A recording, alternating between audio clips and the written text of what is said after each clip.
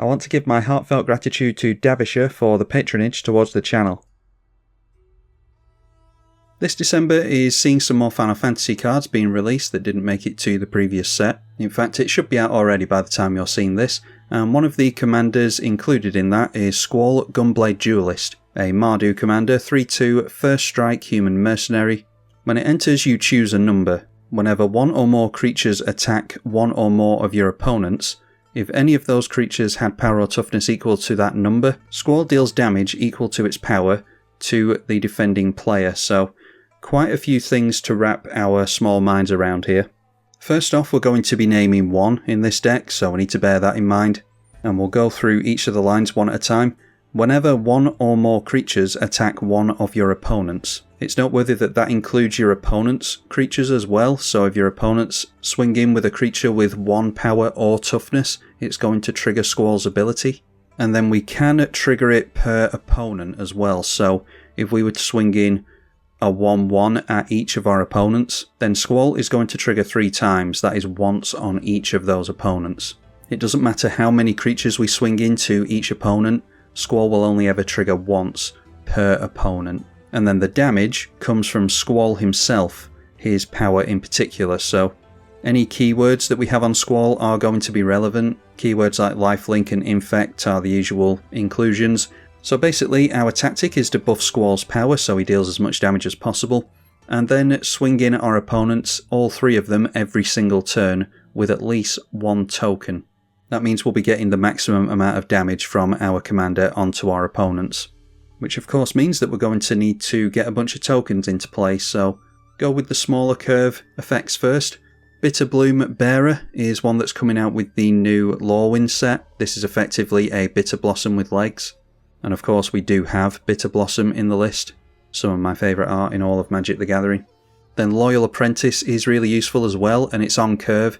Loyal Apprentice makes a Thopter token with haste, as long as our commander's in play, so get this down on turn 2, then get Squall down on turn 3, and you're already starting to deal damage to your opponents. Adeline and Animpa Carl are going to provide plenty of 1/1 tokens to swing in with as well, and they're not bad attackers themselves either, although they're not going to be triggering our commander most likely. In a similar vein, Goblin Rabblemaster and Legion Warboss are going to make a token every single turn. With the Goblin Rabblemaster, these are going to be forced to attack, but we want to be attacking every single turn anyway, so I don't see this much of a downside for us. And then some of my favourite spells in token decks being one of my favourite archetypes. Call of the Coppercoats and the new Will of the Mardu.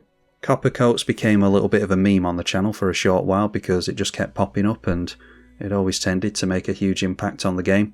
Surprisingly, one of those cards that I don't often see my opponents play.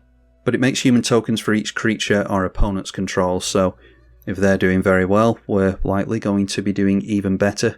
And Will of the Mardu, we of course want to have our commander in place so we get both of the effects.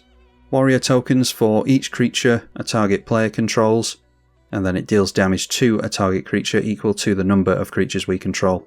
So flood the board with tokens and deal a bunch of damage to the most threatening creature at the table. So making a bunch of tokens and being in full control of when we trigger our commander and how much damage we deal is all well and good, but if we can have our opponents trigger our own commander as well for a bunch of damage, then it's going to be even better. Of course our opponents can play around this, so they're not necessarily going to be attacking simply to help us win the game, unless of course we can goad them into doing so. Goblin Spymaster, at the beginning of each opponent's end step, that player creates a 1/1 goblin, and that token attacks each turn if able, so it can attack us, but I'm hoping that the odd goblin will attack our opponents as well. It could be that we're all ganging up on a threat at the table, and our opponents are using our Squall in order to do that and get rid of the other problem player. Life of the Party is a 4 mana 0/1 with First Strike, Trample and Haste, but it gets a buff to its power per the number of creatures we control, which of course wants to be a lot in this token build. But more importantly, when it enters the battlefield, if it's not a token, each opponent makes a token copy of it, and those are goaded for the rest of the game, so we will never take damage from Life of the Party. And as long as it stays in play, it is going to be swinging in all over the place. Only a couple of goad effects on instants and sorceries. I didn't lean too heavily into this. You could base the entire deck around goad. Obviously I decided not to. Take the Bait is only during an opponent's turn and only during combat. Prevent all damage that will be dealt to you and your planeswalkers this turn. Untap all the attacking creatures and goad them. Then there's an additional combat phase. This is really good even if your opponent's creatures aren't attacking you, because it's effectively giving your opponents another combat phase in which they are forced to attack again. Worst case scenario though, of course, this is a fog effect, but you're likely going to be dealing damage with this as well. Taught from the Rampart is goad all creatures your opponents control until the next turn they can't block. So they are doing your dirty work for you effectively, swinging in all their creatures all over the place, even if they're not triggering your commander because there's no small toughness or power. They're still going to be dealing nice chunks of damage to you and allowing you to swing in more easily later because their creatures are now tapped. Best case scenario, you're playing against a Goblin player or an Elves player or something and they haven't got any buffs. Now they've got a bunch of 1/1 tokens in play and, well, it's probably game over at that point once they've been goaded like this. Then while I'm here, not quite goad, but we do have some effects that give our opponents tokens as well. Forbidden Orchard, I don't often play, but this gives one of your opponents a 1/1 spirit every time you tap it. Of course, we want to be encouraging our opponents to swing in with this. And Tempt with Vengeance is red and X. We get X elemental tokens with haste, and each opponent can get X elemental tokens with haste as well. For each opponent who does, we get even more red elemental tokens. Typically want to say no to tempting offers because it's usually to the advantage of the player who's casting it. But depending on your play group, a lot of players don't seem to know that, so you'll often actually get the complete advantage of playing this thing. And that's twofold here, because not only do you get the tokens, but you've got your opponent's creatures that are potentially going to be swinging in and doing your work for you. That's the basics of how we trigger our commander, but how are we actually going to deal a bunch of damage with our commander? We of course need to be buffing up Squall, Seed Mercenary, and we'll do that mainly with equipment. There's the odd aura in here as well. Blade of the Blood Chief sees creatures die and puts a single plus counter on our commander.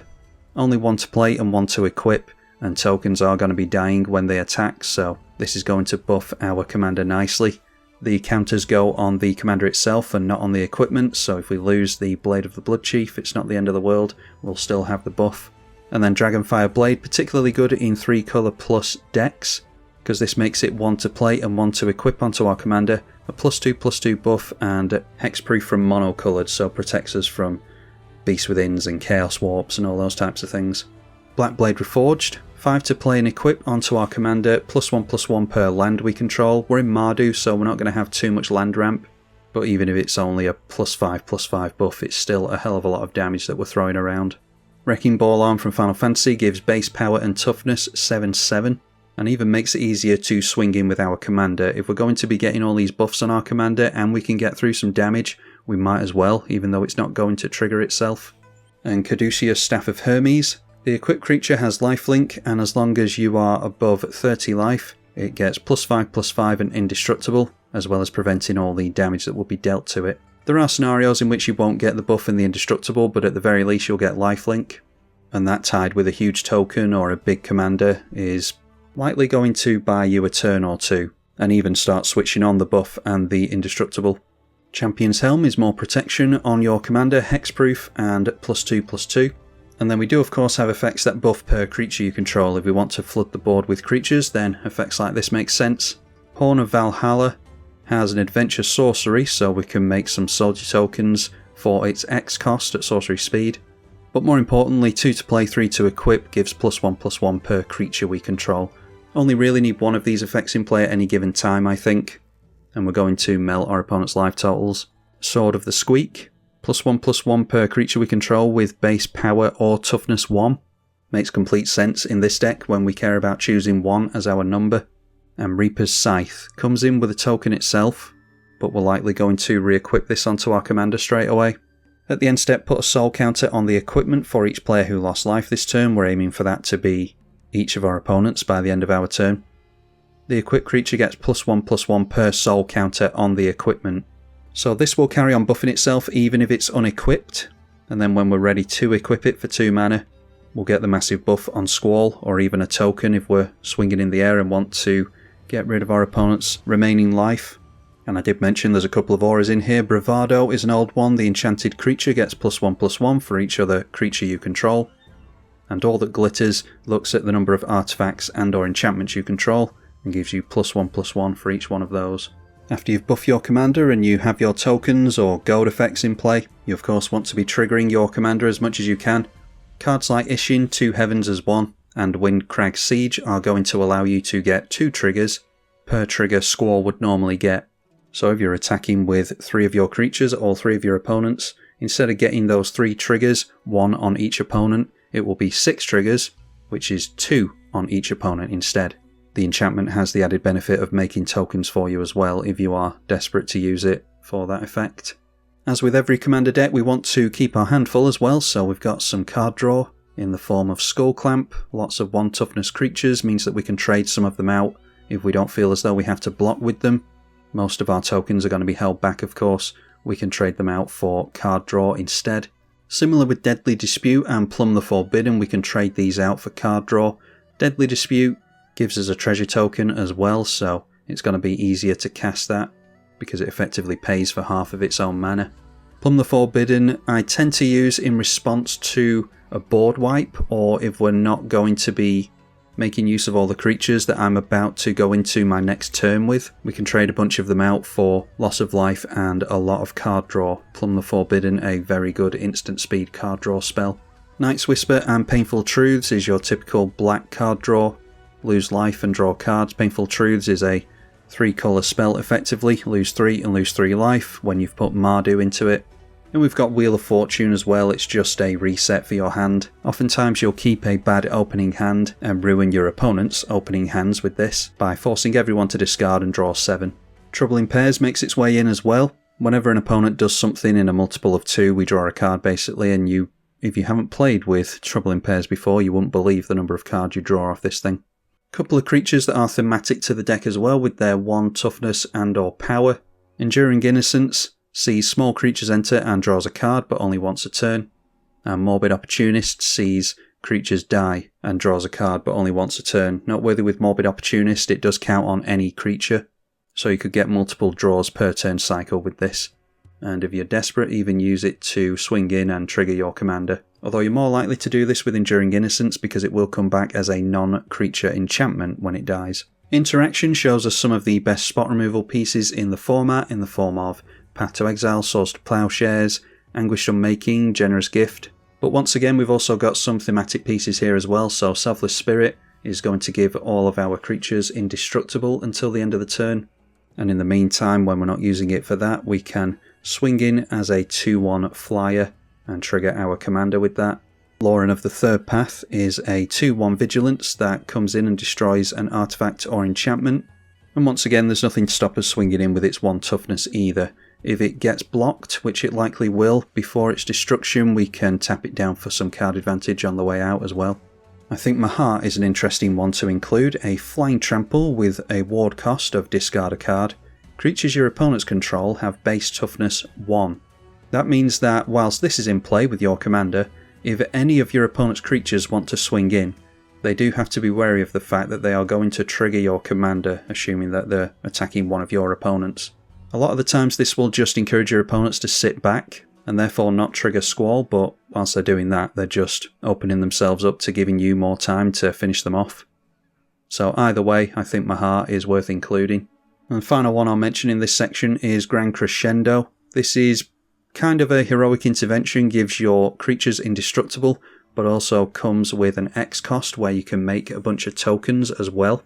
So you can either just use this to make a bunch of tokens and not care about the indestructible, or hold it up for a wrath from your opponent. Of course you don't have to put anything to X, you can just play it for 2 mana. While I'm talking about removal, let's go over the wraths. I've only put a couple of wraths in here. I'm not trying too hard in this deck. Ruinous Ultimatum is going to destroy all the non-land permanents your opponents control, and Martial Coup is going to destroy all the creatures on the battlefield as long as you put 5 or more mana into X. But as a plus side, the X cost will dictate the number of tokens you get after the Wrath as well. So now all you have to do is replay your commander and you're pretty much back where you started most likely. As for ramp, it's not really anything to write home about. We've got Sol Ring, Talismans and Signets. But there is a 1 toughness creature I've managed to sneak in here as well in Lotho, Corrupt Sheriff. Whenever a player plays their second spell for the turn, you lose a life and make a treasure token. Probably going to see a lot of mana from this, and if you feel as though you can trade it out, you can use it to trigger your commander, of course.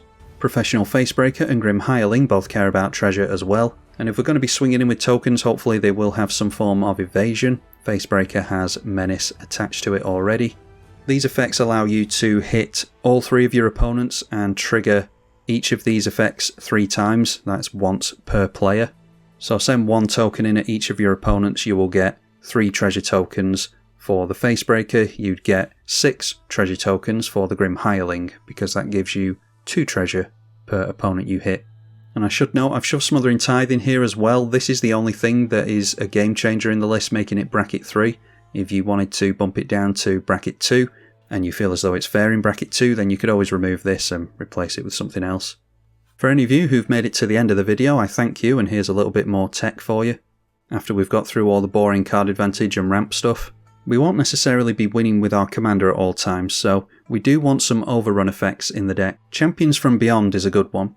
I had Moonshaker Cavalry in here at first, but Moonshaker will buff all of our creatures before we swing in, which effectively switches off our commander's triggers. So I searched out these ones instead. Champions of Beyond is an enchantment for white, and X. When it enters, create X hero tokens, and when you attack with 4 or more creatures, you scry 2 and draw. Might just be worth having it in play for 2 mana for that alone. But it's the overrun effect we're interested in here. Whenever you attack with 8 or more creatures, that should be easy.